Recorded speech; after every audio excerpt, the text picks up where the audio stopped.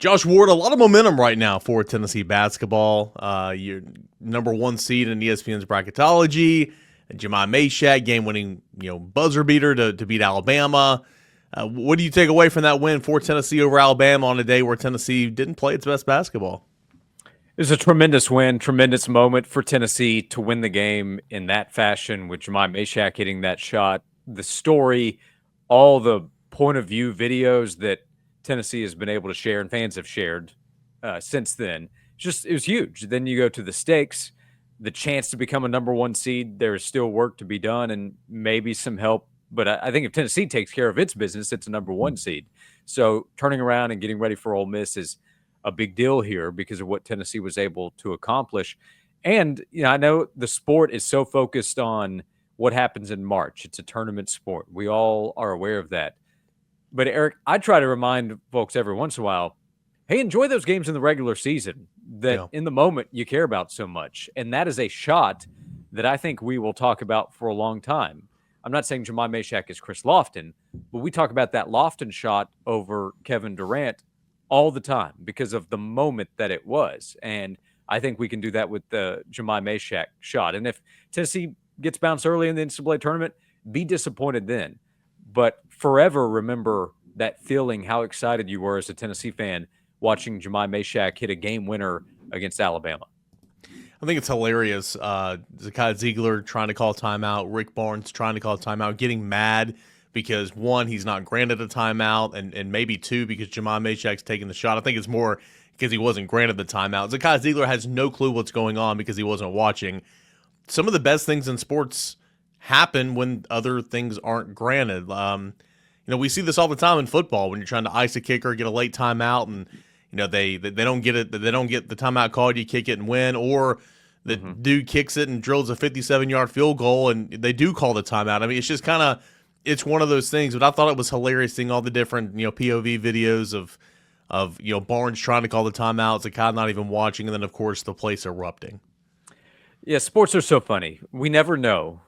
Sometimes we have a pretty good idea, but we never know what's going to happen. I thought in that final minute, Igor with his foul probably wasn't supposed to happen because there was still enough time between the game clock and shot clock to just allow it to play out. But what if they had done that? Alabama might have scored to go up 5 or 6, and at that point, it's probably over.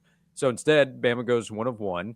When the 1.2 seconds remaining was added after the tie-up, which, by the way, I thought you can make a strong case was a steal by Tennessee. But if that happens, Tennessee probably doesn't get a great look at a shot, depending on how things play out. Wouldn't have had as much time. But anyway, the time being added ends up helping Tennessee because of the 5-second violation. We can go on and on with what we think is going to happen, the assumptions we make, assuming, hey, without Igor and Zakai against Florida, Tennessee just doesn't have enough. But Jordan Gainey steps up, and Jemai and everybody that played in that game had to step up. And maybe that's helping this team as the season has gone along. What I do know is Tennessee has put together one of the best regular seasons in school history. 5 weeks as the number one team in the country. Again, projected right now, we'll see how it plays out as a number one seed, at worst a number 2 seed in the NCAA tournament, and a chance to go as far in the NCAA tournament as Tennessee's ever gone. We talk about Zakai Ziegler all the time. We talk about Chaz Lanier all the time. A guy that you and I don't speak about often is Jemai Meshack, who, of course, had the game winner against Alabama that we've been speaking on.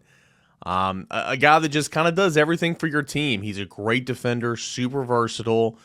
Can guard 1 through 5 on the court. When Tennessee goes small, he plays the 4, and they don't miss a beat.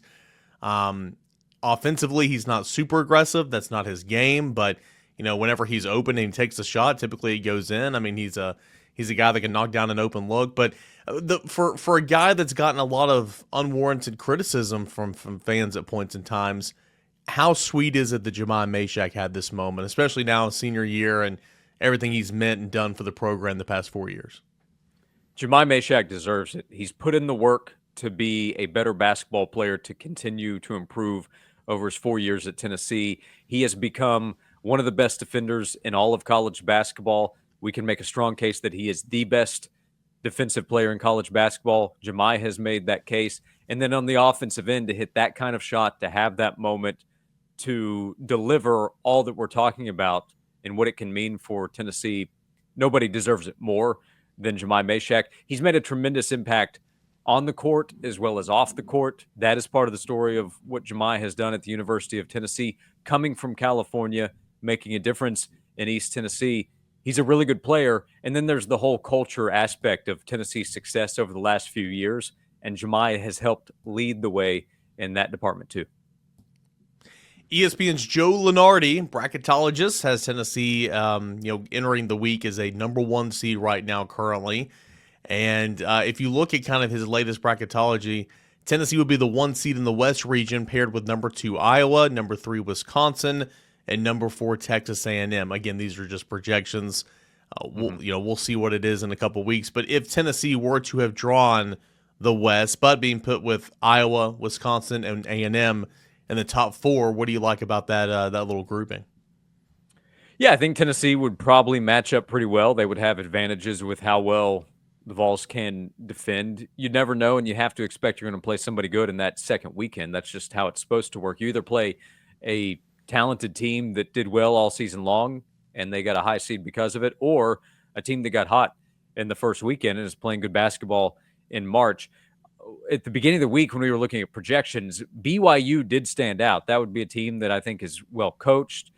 They've been in that transition with Mark Pope going to Kentucky, and that might scare you. Not that they're the same team, but Mark Pope at Kentucky, 2 wins against Tennessee, BYU with what they're doing in basketball. But that would also be a 1-8 or 1-9 matchup. UConn was actually the other team there.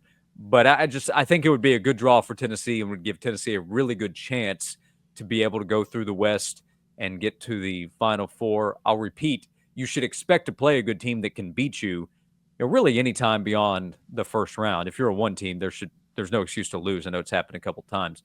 But if Tennessee's in that position, Tennessee will have the advantage going in trying to get to the Final Four.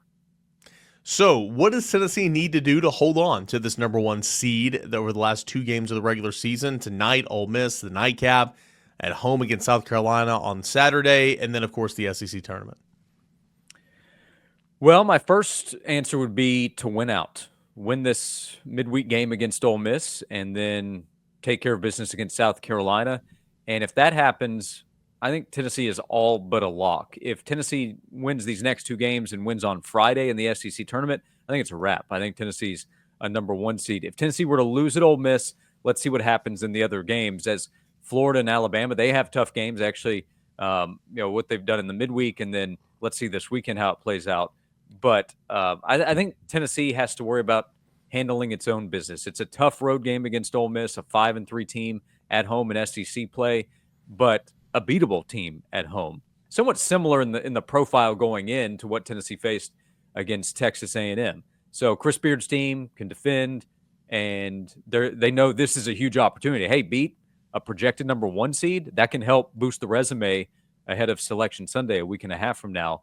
But if Tennessee plays as well as it's capable of and wins the game, and then obviously needs to beat South Carolina at home, then I think Tennessee has almost wrapped up a number 1 seed.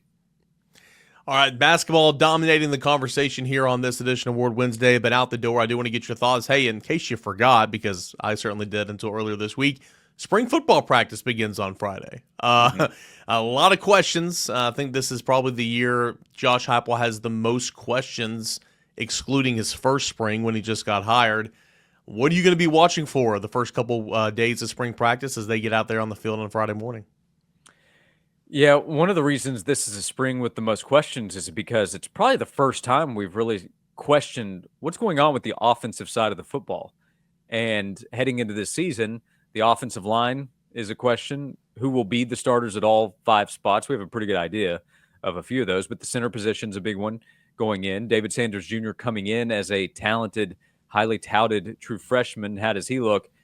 But Eric, I think if I'm starting the conversation, I start with wide receiver. It's a limited group in terms of the amount of personnel. Mike Matthews is one of the most talented players on the team. Does he emerge in a leading role on the offense heading into his second season? What do the freshmen that are on campus look like? Somebody has to step up. The group needs to be better, and Nico needs to be better. So all of that combined, the wide receivers, the running back group without Dylan Sampson, the offensive line without Cooper Mays and Javonte Spraggins, and then again, Nico leading the way as a second-year full-time starter at Tennessee. let's see how that group comes together. There's plenty of potential, but there's question marks all over. And what's going on at cornerback? You've got an injury to Jamal McCoy. What's going on with Ricky Gibson? What's the depth look like back there? I know you were is talking number offense. one on defense on the field? That's a reasonable question to ask when you walk out there for day number one. Yeah, that's where my eyes are going to go immediately when I step foot on that field.